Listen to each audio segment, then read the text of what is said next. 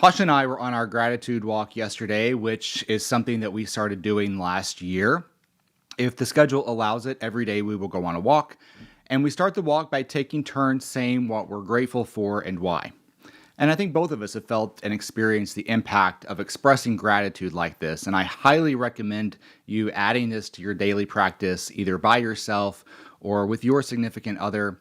If Pasha isn't here, I still try to go, and I'll usually call somebody that will play along with me to do the gratitude walk. And I just find this, I've found this to be very, very helpful. And especially on the days like yesterday was for me, when you don't feel like it, when you're not feeling like mustering up the mental energy to come up with what you're grateful for. And yes, this happens. I think on those days, it's doubly important to look for the good and take the time to do so. Yesterday, one of the things that came up for me was that I'm finding myself being less hard on myself. And this came as a shock. I'm finding myself extending a little more patience toward myself as I do the work to relaunch an old business that I'm re-engaging and re-upping. I am somebody who is impatient to the extreme. I've shared this on this platform before. I go to the gym and expect a six-pack to emerge before I leave. I eat a cookie and immediately go look in the mirror and expect to see obesity.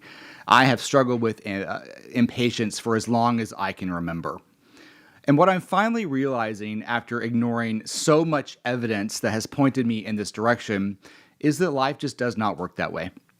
Finally, I know I'm getting it through my thick head. Life just does not seem to work in the immediate for most things. Life seems to be set up for compounding.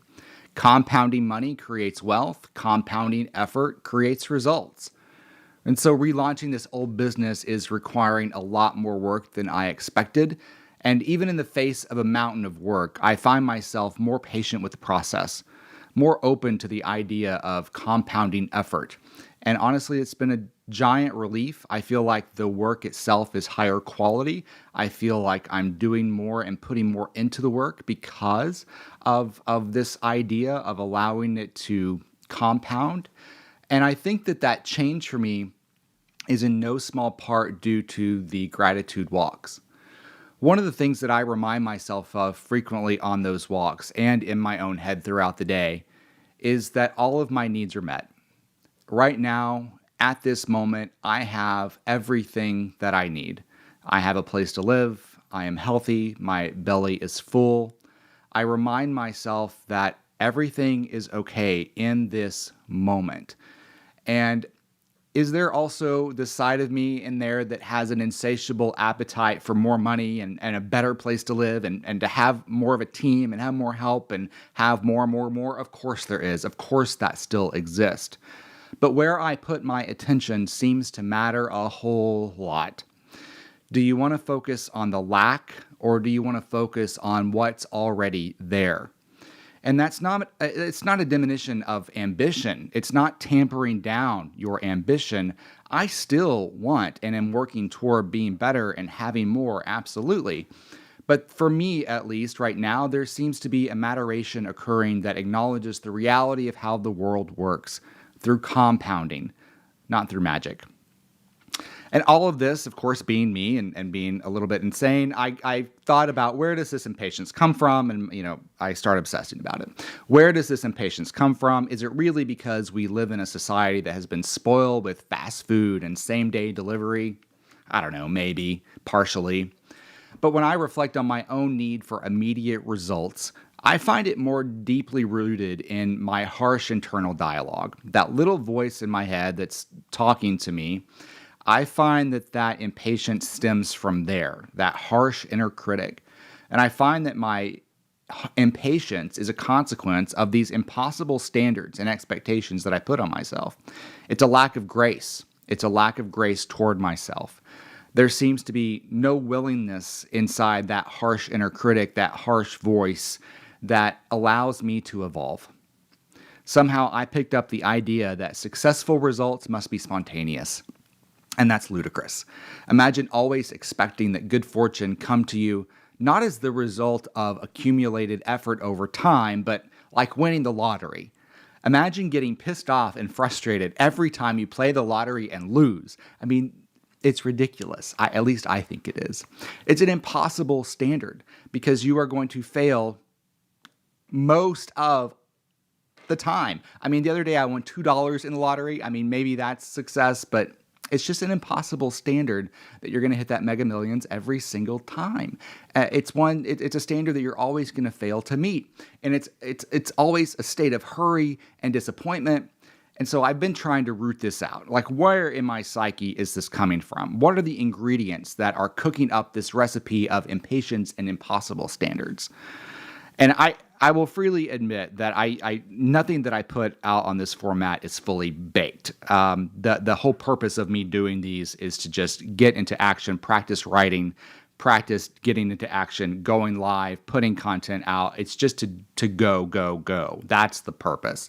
So everything that I put out is none of it's intended to be baked. And so I just want to preface what I'm about to say that this is still a process of thinking for me.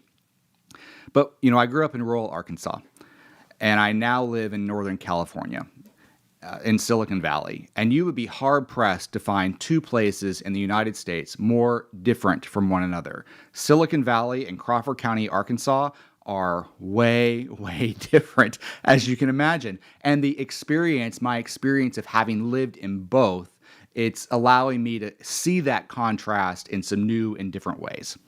Socioeconomically, these two places are worlds apart. Couldn't be more different. And it's reminding me lately, and again, this is half-baked, I'm just thinking it through and processing it, but I've been thinking quite a bit lately about the cliques of the kids that I grew up with. When you're a kid, everybody has little cliques, and the cliques sit at different tables in the lunchroom, and I've been thinking about that. There was a segment of us kids that were separated by interest. There are the jocks and the preps and the band geeks. And so we were all okay, and what separated us and what gave us our clique was a difference in interest. And then there was this other category of kid, and an unfortunate word, but we called them, as cruel teenagers do, skanks, right? The poor kids, the dirty kids. And when you're in it, when you're zoomed into that place, when you're living there is a world of difference between the haves and the have-nots. There's a giant gulf that separates the two of us. But when you zoom out, when you're sitting on another planet looking back, there is a tiny, tiny margin that separates the kids that were able to take a bath every day and the kids that were not able to have that luxury.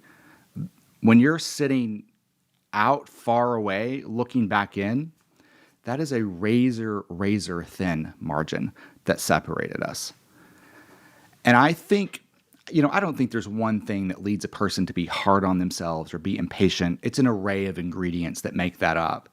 But I can't help but think that the awareness of that razor thin margin, at least lately, has created a very different way of everyday living. And I can't help but think that has played a role in the thinking lately as an adult. And I think Pasha would say this too. I don't think that we have ever felt as poor as we feel here in Silicon Valley. And we have a really good life. We have a nice place to live, and we don't want for anything, and our bellies are always full. But when you zoom in here, in this place, the divide, again, is really, really wide. There is a major difference between the haves and have-nots. And I can't help but to think that kind of exposure to the kinds of poverty that I grew up around and exposed to, some of which were family, by the way, that doesn't impact this sense of fear and impatience and need for immediate results. It's an impatience that recognizes that there is a razor-thin margin between being okay and not. I don't know.